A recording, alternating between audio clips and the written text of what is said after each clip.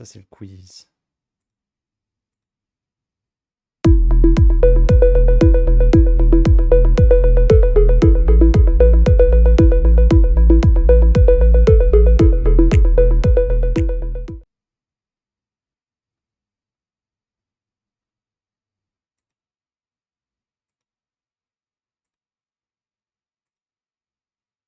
Je sais pas pourquoi il met le quiz. Hmm, j'ai compris.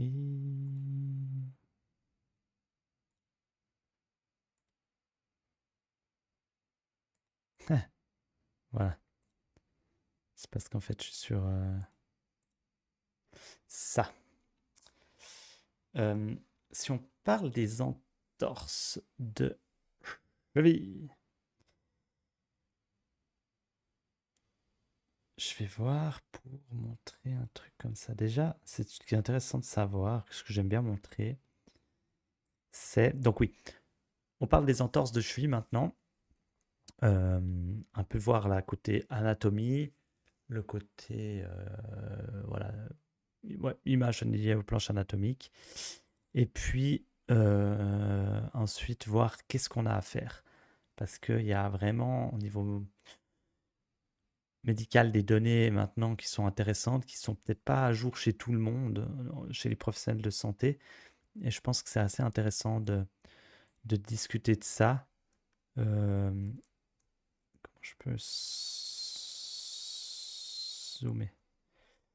C'est intéressant de discuter de ça pour quand même avoir les bons réflexes rapidement.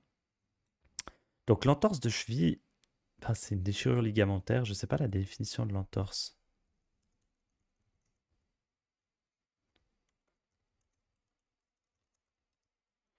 Il doit bien y avoir une définition. C'est un étirement excessif. Bon, voilà, c'est un médecin qui dit ça, hein. Un étirement excessif ou une déchirure d'un ou plusieurs ligaments. Ces tissus fibreux relient les os de la jambe au pied et assurent la stabilité de l'articulation. Donc en fait, ce qui est touché, souvent dans le cadre d'une entorse, c'est, je ne sais pas si on voit ma flèche, c'est ces ligaments-là. Le talofibulaire antérieur, le talocalcanéen interosseux, le talocalcanéen latéral, le calcanéo-fibulaire et le talofibulaire postérieur. C'est souvent cela. Pourquoi? Parce que... Je me dis si on voit ma...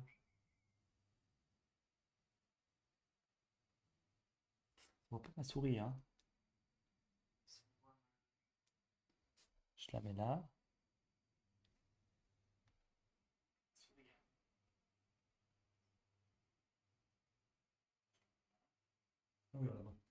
Bon, elle est petite.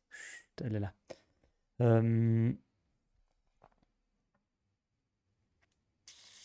Là.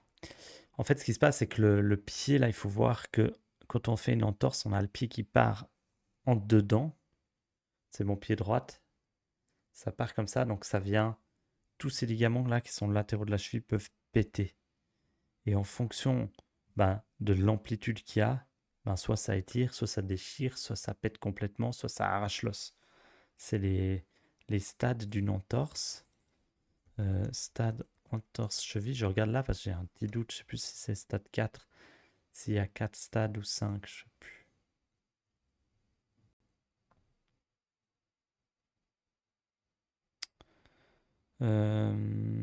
Stade grade 1, 2, 3.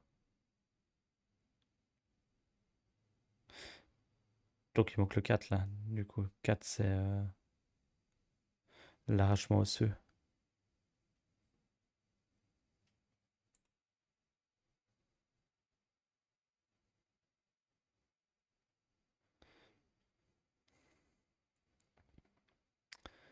La revue médicale suisse, qu'est-ce qu'ils disent? C'est l'événement traumatique le plus fréquent du système ostéo-articulaire. Ça date de quand? Ça, 2009. Ok. 4% des motifs de consultation des services d'urgence des hôpitaux suisses. c'est une traumatisme en inversion, c'est cette cheville qui part comme ça. C'est donc le complexe ligamentaire latéral. Ah ouais, donc non, c'est 3. 3 stades. 3 stades. Donc voilà, le stade 1, c'est un étirement simple, si on veut une distension. Et voilà, vous voyez, on met recommandation protocole grec, ce qui n'est plus d'actualité. Maintenant, on parle plus du protocole Peace and Love, euh, qui a un intérêt et qui doit avoir un intérêt parce qu'il va prendre en compte le processus de rééducation. Grec, glace, repos, élévation, compression, c'est le côté protecteur. Qu'est-ce qu'on fait après? On s'en fout. Tandis que dans le Peace and Love, le peace, c'est pour le grec, si on veut, en enlevant la glace, justement. Ça, on en discute après. Et le love, ben, c'est la mise en charge. Et ça a un intérêt pour l'après-entorse. C'est pour ça que ça doit être indiqué à l'heure actuelle. Stade 2, entorse moyenne, déchirure partielle des ligaments, douleur vive, gonflement modéré, etc. Donc là, il y a quand même déchirure partielle. Puis après, stade 3, il y a une déchirure, rupture complète, peut être un arrachement osseux. On a les critères d'Ottawa et puis les critères de... On regardera après, il y a un autre critère, j'ai plus le nom en tête. Critère d'Ottawa permet d'exclure une fracture et d'éviter une radiographie inutile lors d'un trauma de la cheville. Vous faites une entorse de cheville. Est-ce qu'il faut aller faire une radio? Ben, pas forcément. Cliniquement, il y a des choses à faire pour dire non, il n'y a pas besoin de radio. Oui, il y a besoin d'une radio pour aller voir s'il y a une fracture. Après, en soi, la fracture, le traitement, il n'est pas fondamentalement différent. C'est juste qu'il prend un peu plus de temps, on est un petit peu plus protecteur, mais ça prend pas trop de temps. Le premier truc, ça que tout le monde peut savoir dès qu'ils se font une entorse, c'est la capacité d'appui. Impossibilité de faire 4 pas complets immédiatement après le trauma ou lors de l'examen. Alors, tu te fais une entorse en montagne, si on a dû téléporter parce que tu ne pouvais plus, ben déjà là, tu as un critère au niveau des critères d'Ottawa qui est positif, donc c'est radiographie. Souvent, bien souvent, les gens disent, je me suis tordu la cheville, puis ben, j'ai continué, j'ai fini, je suis retourné à la voiture en courant et tout ça. Ça faisait mal, mais tu es retourné à la voiture en courant. Donc déjà, tu peux faire 4 pas complets. On a une douleur palpatoire osseuse sur la zone des 6 cm inférieure de la malléole interne. Attendez, ils vont pas tous les dire. Là, où est-ce ils en parlent?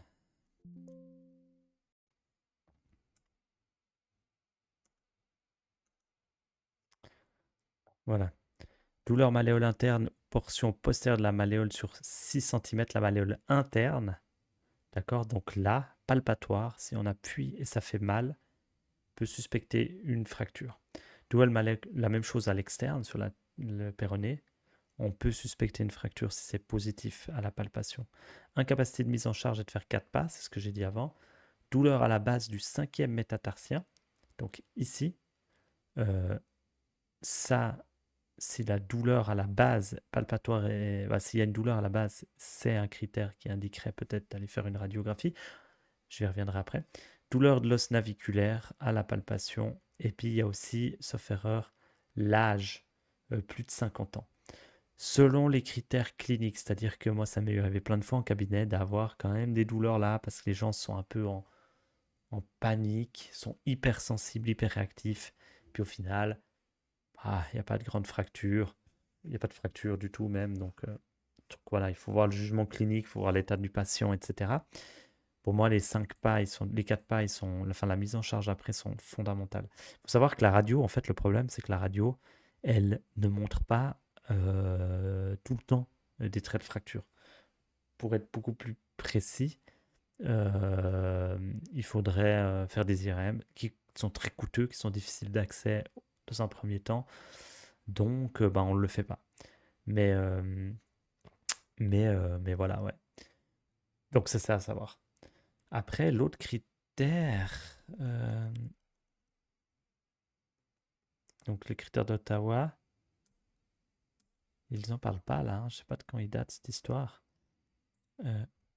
Critères Ottawa, c'est le plus connu.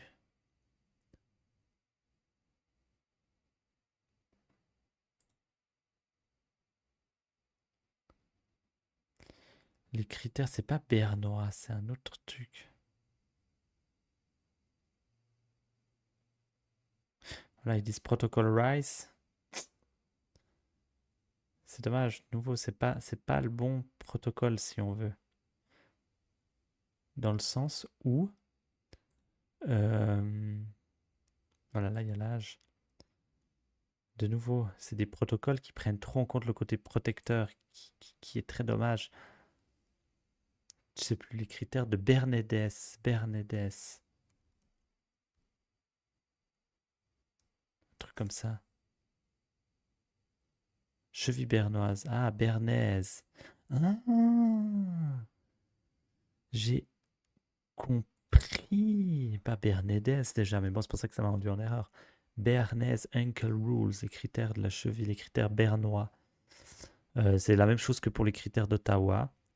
Ils complètent souvent les critères d'Ottawa. Une radiographie est recommandée si l'un des 3 tests suivants provoque une douleur: compression du péroné, une pression indirecte sur le péroné en comprimant la fourchette malléolaire. On vient comprimer entre tibia péroné, palpation de la malléole interne, compression du médio-pied, arrière-pied en maintenant le calcanéum, donc l'arrière-pied, et puis on fait une force appliquée sur l'avant-pied pour comprimer le médio-pied. Ouais, c'est pas très spécifique et sensible, je pense, mais ça vient compléter les critères d'Ottawa. Pourquoi pas? Qui sont déjà pas mal. Les critères de la cheville bernoise, les critères bernois, bernaise, ankle rules. Bien souvent, il y a un problème qui se pose. Donc déjà, les gens, ils se font une entorse, ils n'engagent pas les bons mécanismes liés à ces vieux protocoles, si on veut, qui sont extrêmement protecteurs, qui créent beaucoup d'ankylose, qui créent pas mal de peut-être mauvaise adaptation des structures après. Et du coup, bah voilà, c'est des chevilles qui sont très très rigides pendant, ouais, même 30 ans après. Je pense que c'est un petit peu dommage.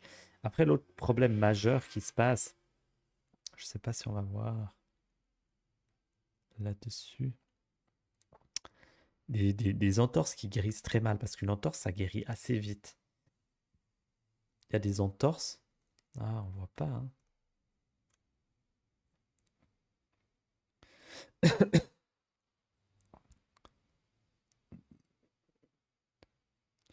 Ah, c'est chiant, il n'y a pas.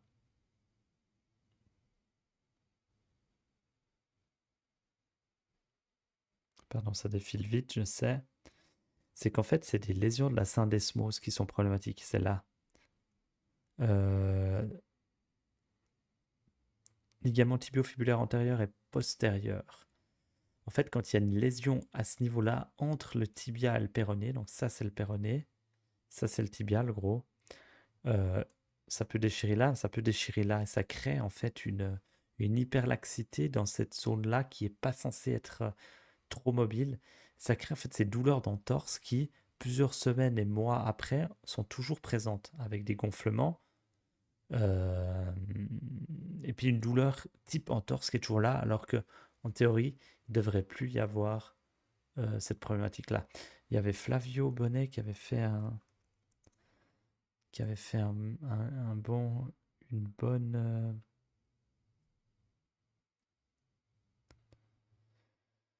vidéo.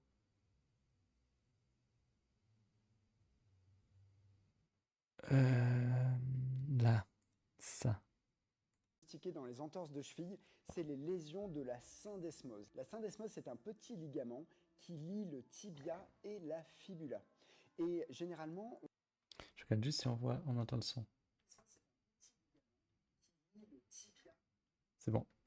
on se fait une syndesmose dans des entorses assez complexes où le pied part sur le côté et parfois en flexion dorsale.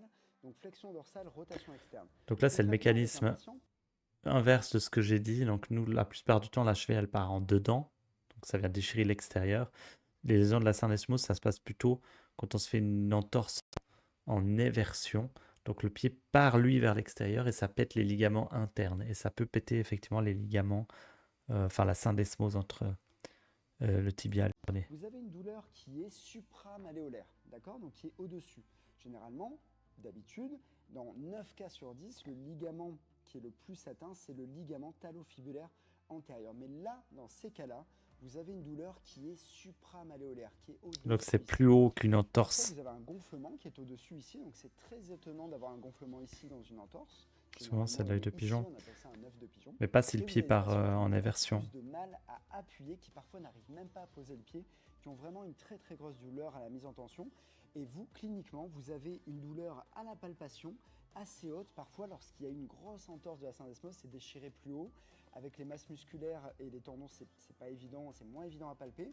Mais c'est vraiment, voilà, au-dessus, par là, que l'on va avoir une atteinte et qu'on pourra confirmer la lésion de la syndesmose, soit par échographie, soit chez quelqu'un de très entraîné, soit par IRM. Échographie, ouais, il faut être bon, hein. Faut être bon. Donc ouais, ça c'était le truc de la syndesmose à garder en tête, ce qui est intéressant. Les gens qui récupèrent très très très très mal d'une entorse, bah, c'est peut-être ça n'a pas été diagnostiqué. Et puis du coup, ben ouais, c'est quelque chose à checker. Le traitement en soi,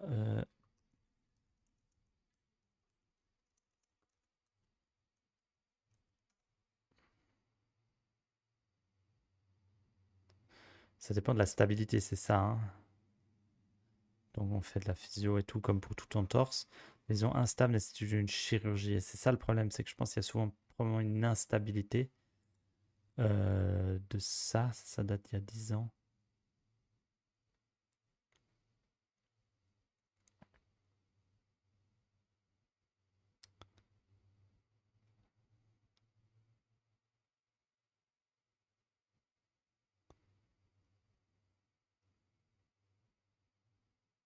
Arthroscopie. Ouais. Bon, là c'est clair que les chirurgiens, ils vont chercher à opérer. Mais voilà, ça dépend si c'est stable ou pas stable. Donc ça, c'était important. Donc voilà, qu'est-ce qu'une entorse? Les ligaments atteints. Externe, si on a un trauma en inversion. Interne, c'est-à-dire ici, on peut avoir un trauma en éversion. C'est plus rare, honnêtement, parce que dès qu'on se tord, on court, le pied part sur le côté, comme ça. Comme ça, c'est quand même un petit peu plus dur biomécaniquement. Mais ça peut être ces ligaments internes qui pètent. Et dans le cas d'un trauma, typiquement en trail, en descente, pied en flexion dorsale, donc pied vers le haut, comme ça, si on regarde de profil, et qui vient taper contre un caillou en extérieur, là, ça peut faire péter la syndesmose, talofibulaire antérieur, talofibulaire postérieur. Et là, c'est vraiment quelque chose aussi à diagnostiquer. La localisation n'est pas la même. Souvent, extérieur, on a un gros œdème, un gonflement sous la malléole, un œuf de pigeon, on dit. Ça devient bleu en fonction de ça. Les critères d'Ottawa sont là pour guider un petit peu la gravité de l'entorse. La lésion de la syndesmose, comme l'a dit Flavio Bonnet, on l'a vu avant, c'est un œdème qui est plus haut, supramalléolaire, au-dessus de la malléole, avec une douleur palpatoire le long du péroné, donc plus haut. Cette douleur palpatoire, ça peut être aussi lié à une lésion osseuse, mais voilà, ça peut être lié à cette syndesmose. Puis dans le cas d'un trauma des ligaments latéraux internes, ben, on a un œdème qui sera peut-être plutôt à l'intérieur du pied, sous-malléolaire aussi. Maintenant, on a vu Rice, Grec, c'est ces vieux protocoles. Maintenant, on a le protocole Peace and Love. Donc c'est vrai que c'est l'équipe de la clinique de coureurs qui a mis en place le protocole Peace and Love. Donc voilà, j'ai peut-être un biais de professionnel là-dedans. Mais cela étant que pour moi, il fait beaucoup, beaucoup de sens parce que ce côté Rice, grec, glace, repos, élévation, compression, c'est de la protection. Tu dis aux gens, bah, faites le protocole grec, il faut que ça désenfle, il faut plus bouger, il faut... Déjà, c'est très nocebo, c'est très négatif comme concept, de dire, mon Dieu, tu t'es fait ça. Bon nombre de coureurs, je pense qu'il y a des coureurs qui me regardent en replay, vous savez très bien, ceux qui ont eu des entorses, comment c'est tout de suite un peu le catastrophisme. Quand est-ce que je vais pouvoir recourir? Est-ce que je vais pouvoir recourir? J'ai une course qui arrive bientôt. C'est la cata. Donc dire ok, on vient protéger machin tout, oui, dans un premier temps, c'est logique, mais de se cotonner que à ça comme recommandation, c'est très dommage. Alors souvent, il y avait le côté faire de la physio, de la proprio et tout, oui, mais on peut aussi en éducation donner pas mal d'infos. Juste voir un truc. Est-ce qu'il y a des gens qui ont rejoint le chat? Salut. JS. Donc c'est ça. Donc la clinique coureur, ils ont fait en fait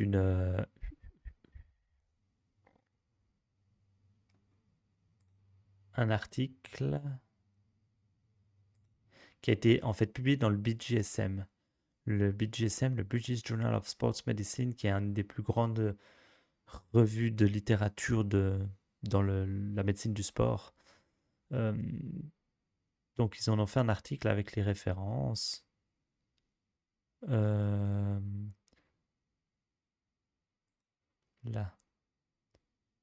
voilà. En fait, c'était un éditorial, donc c'est pas une étude en soi, hein, mais ils expliquent tout le truc en anglais. Ils mettent les références, mais en fait, il y a bien plus de références, c'est étonnant. Je me demande s'il en manque pas là dans le truc. Bref, on s'en fout un peu de toute façon des références, si vous voulez, je peux les retrouver. Il y en a pas mal pour chaque acronyme, chaque lettre. Donc le peace and love, le côté peace, on va revenir. Ça, c'est ce qui se faisait jusqu'à présent. À une différence près, c'est que le A, c'est avoid anti-inflammatory modalities. Éviter les anti-inflammatoires et la glace. J'en reviens après. Donc le P, c'est protection. Cesser toute activité provoquant de la douleur lors des premiers jours. Bah, on a mal, on s'est fait une belle entorse. Ça a gonflé. Les critères d'Ottawa sont négatifs, mais on a mal et tout. Bah, c'est clair qu'on va pas aller recourir tout de suite. On va attendre que tout ça se calme, qu'il y ait peu de douleur. Donc on va mettre au repos quand même ça les premiers jours. Tant du moment qu'on a mal. Le fois où on a plus mal, ou qu'on a une très légère douleur le matin, dans la journée, au quotidien, on peut aller remettre en charge un petit peu plus. Par contre, si le quotidien fait mal, on ne va pas aller mettre des impacts et tout ça. Donc protection. Élévation. Soulevez le membre atteint le plus souvent possible, de sorte qu'il soit plus haut que le cœur. Côté élévation, qui moi me semble pas ultra pertinent. Maintenant, c'est une question d'œdème, etc. Ouais. Les gens souvent le font instinctivement de toute façon, mais voilà, on a des données qui montrent que ça peut avoir un intérêt de le faire. Ah, le A est important. Éviter les anti-inflammatoires. La glace, je viens dans un second temps. Éviter les anti-inflammatoires, pourquoi? Parce que l'inflammation qu'il y a après un trauma aigu des tissus mous, que ce soit une entorse, une déchirure musculaire ou autre, c'est un processus naturel du corps, c'est un processus qui vise à amener du nouveau matériel pour soigner le matériel qui est lésé. C'est un peu des Pac-Man qui sont amenés par un influx sanguin et vasculaire qui viennent manger un peu les débris pour que tout ça s'évacue, se nettoie. Ces débris servent à rien dans l'adaptation des tissus. Donc, si tu coupes ça, ben, l'effet positif, c'est que ça va pas gonfler, au moins, ça va pas faire mal. Déjà, il y a la prise de la pilule qui fait qu'on se sent déjà mieux, l'effet contextuel de la prise de la pilule, mais voilà, il n'y a pas cette inflammation qui a tendance à créer une douleur quand même, cet afflux de sang, c'est chaud et tout ça. Donc on se sent mieux, et puis bah, c'est pour ça qu'on se dit, oh merde, je me suis fait anti-inflammatoire. Le problème, c'est que ça nettoie pas assez la zone, en théorie, et du coup, c'est dommage. On va laisser peut-être des tissus cicatriciels qui ne sont pas bénéfiques sur le long terme. Sur le court terme, l'anti-inflammatoire, il va beaucoup soulager. Sur le long terme, il a trop de risques de créer des problèmes. La glace, c'est un peu la même chose, à la différence près que c'est pas de la chimie, et que la glace, ben voilà, elle vise à réduire l'œdème, l'inflammation, donner du confort aussi. Donc, elle n'est pas intéressante non plus, si ce n'est que si on a très mal. L'anti-inflammatoire, ça va être la même chose d'ailleurs.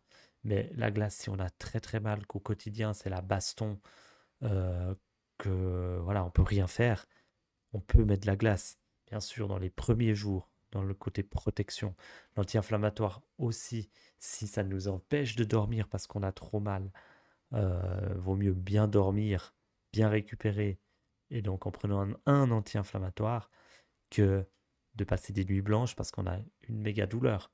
Donc, faut peser, voilà, faut voir le risque-bénéfice et puis le coût-efficacité, cette balance-là. Mais pourquoi pas? Mais en fait, c'est sur du long terme. Je veux dire, ceux qui se gavent d'anti-inflammatoires pendant 3 semaines après une entorse, ça sert à rien.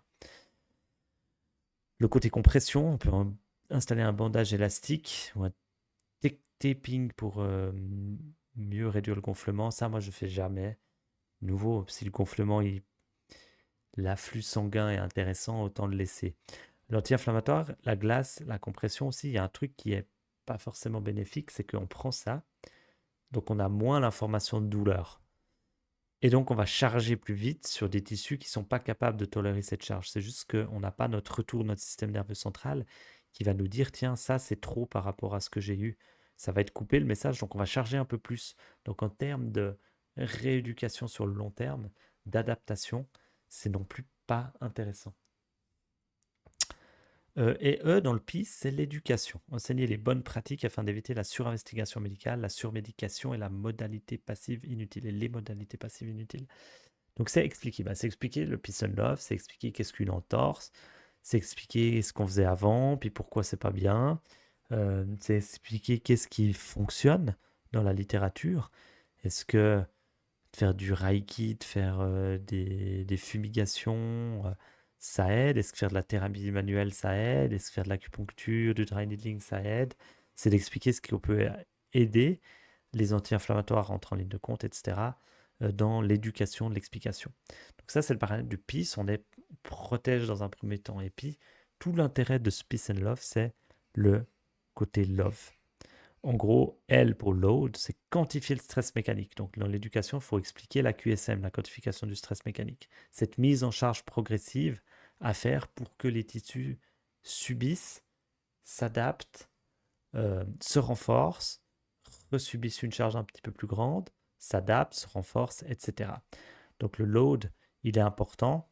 Dans le L de load, c'est lié à la charge. Donc, dès qu'on commence à pouvoir marcher à la maison, on va déjà aller faire des petites marches, des petites randos, petites, pas longues, terrain stable, au bout d'un moment, terrain pas stable, pour mettre de plus en plus des contraintes. Dès que ça se passe bien, ça, on va peut-être faire de la course, justement, un peu en terrain régulier, sur route, sur piste, remettre pas longtemps, et à la longue, remettre de plus en plus de contraintes, aller faire du trail, faire du dénivelé, faire du terrain très irrégulier, augmenter les sorties, etc.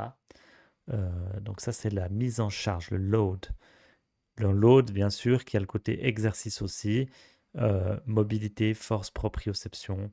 Ça, c'est travail des thérapies manuelles, de la physiothérapie, kinésithérapie, pour faire ce travail de renfort qui rentre en ligne de compte aussi dans la quantification du stress mécanique. Optimiste, ça ils ont rajouté pour faire le haut de love, pour que ça fasse joli. Cela étant que être optimiste dans le contexte d'un traumatisme aigu chez un coureur, un sportif, c'est fondamental. Tu m'entends bien? Fondamental.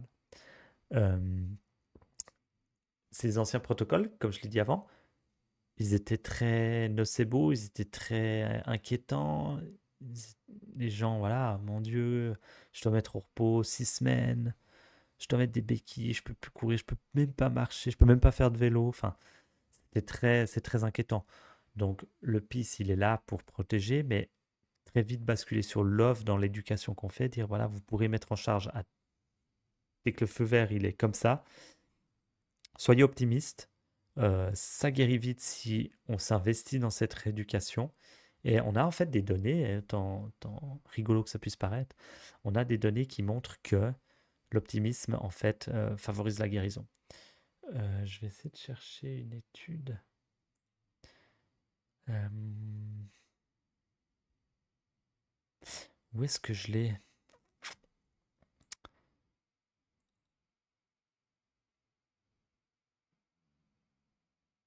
Voilà.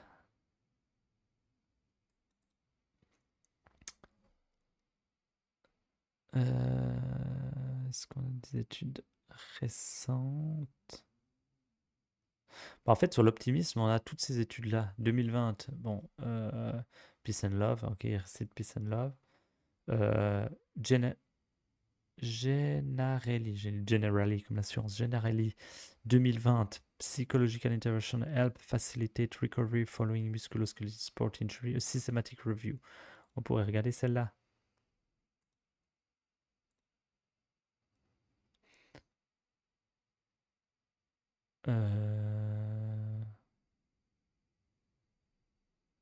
Oui. Voilà. Donc là, c'est une revue systématique. Ils ont cherché dans des... Donc ils ont regardé toutes les revues qui parlaient de ça.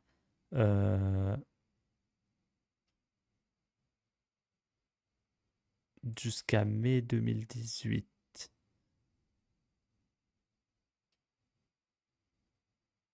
Depuis les premières études qui ont été faites sur ce sujet jusqu'à 2018. Ils ont cherché donc sur plusieurs années. Ils ont trouvé 560 articles qui parlaient du côté optimisme. C'est ça, un psychological intervention. Ouais, non, c'est pas forcément de l'optimisme en soi, mais on va voir est-ce qu'ils parlent de ça.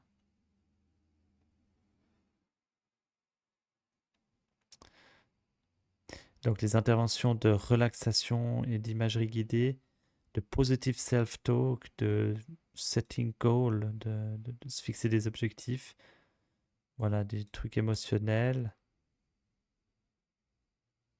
Voilà, puis eux, ils concluent que ces interventions facilitent un état d'esprit positif, la douleur, le management de la douleur, la compliance à faire des exercices, donc le fait d'être rigoureux dans le fait de faire, et puis l'adhérence à la réhabilitation.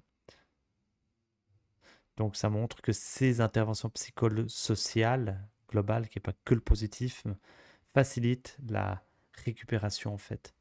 Voilà, c'était la conclusion. Après, il y en a peut-être d'autres probablement.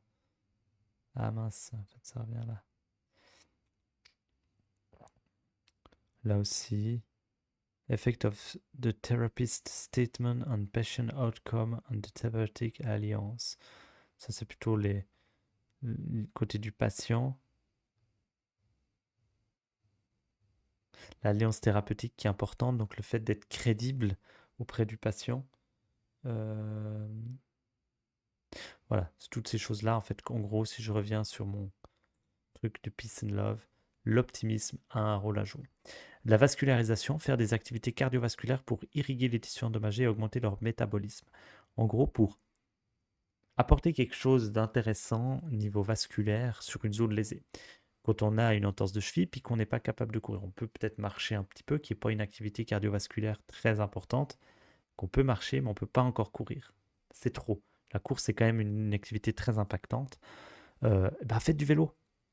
Faites du vélo. Le vélo, il n'y a pas de raison qu'un mouvement porté où il n'y a pas d'impact crée. Enfin, ça peut créer un problème, donc dans le cas là, pas le faire, mais en général, quand on est capable de marcher sans douleur, sans que ça gonfle, euh, puis par contre on n'est pas capable de courir, faites du vélo euh, pour augmenter un peu, déjà pour pas perdre trop de niveau au niveau de l'entraînement, donc pour maintenir une charge d'entraînement, ça permet déjà d'entrer dans la quantification du stress mécanique, léger, ça permet de maintenir une activité cardiovasculaire, donc pas perdre trop de niveau, et puis ça a un intérêt, la vascularisation en soi, pour la cicatrisation des tissus endommagés.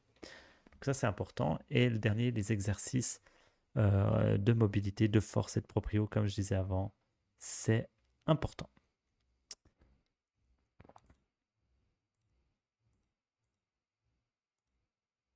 Ok, j'ai cru qu'il y avait un...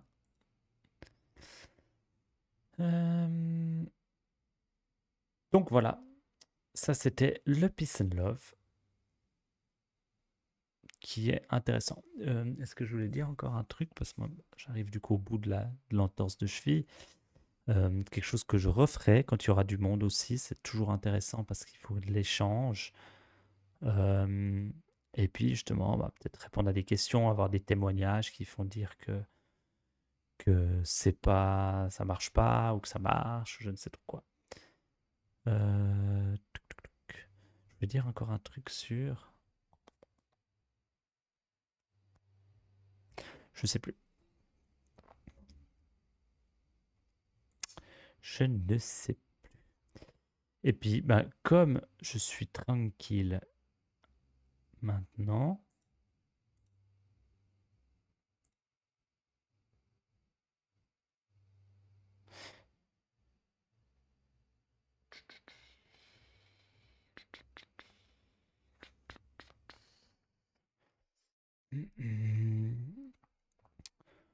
je vais me dire que ça, si quelqu'un rejoint entre-temps, bah, bien volontiers qu'on rediscute de tout ça ou d'autres choses.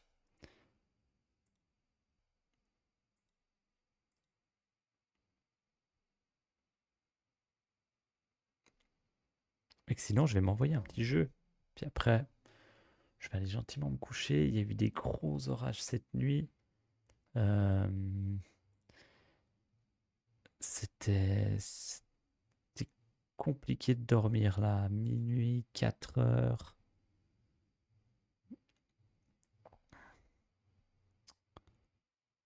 On va s'envoyer un petit stumble. Faut que je monte. J'étais avec quoi? J'ai changé le type.